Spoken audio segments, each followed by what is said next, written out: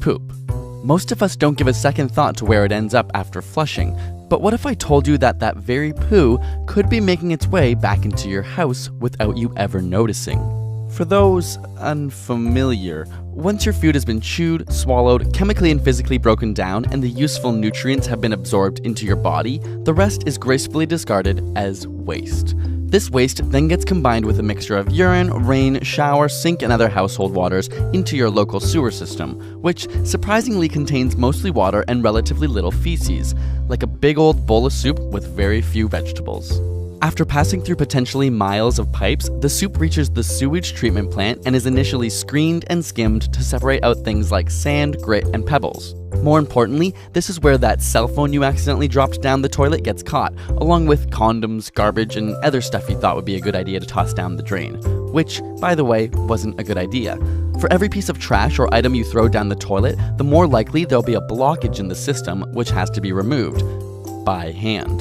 And no one wants that.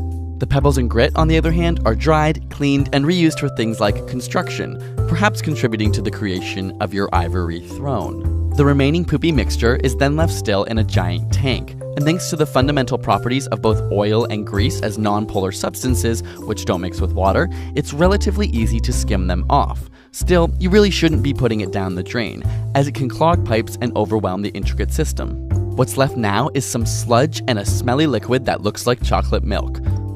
Chocolate milk. And that's what it tastes like to the millions of bacteria which are set loose to feast on this mixture. They literally eat the pathogens out of the liquid. Most of these bacteria are aerobic, meaning they require oxygen to function just like humans, so the tank is pumped full of oxygen. This water is then disinfected and reintroduced back into the environment. The remaining sludge, on the other hand, containing mostly solid waste matter, goes through a final treatment with another set of bacteria.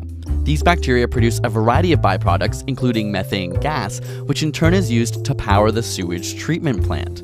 So your poop powers the plant that processes your poop. After eating everything, the bacteria die and create something known as biosolid.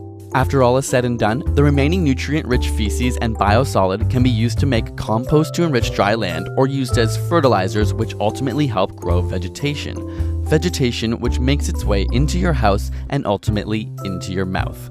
And so begins the cycle of poop all over again. This episode of AsapScience is supported by Squarespace.com. If you have a story to tell, whether it's about starting a new business or sharing photos from a recent adventure, Squarespace gives you an all-in-one platform to bring these stories to life online.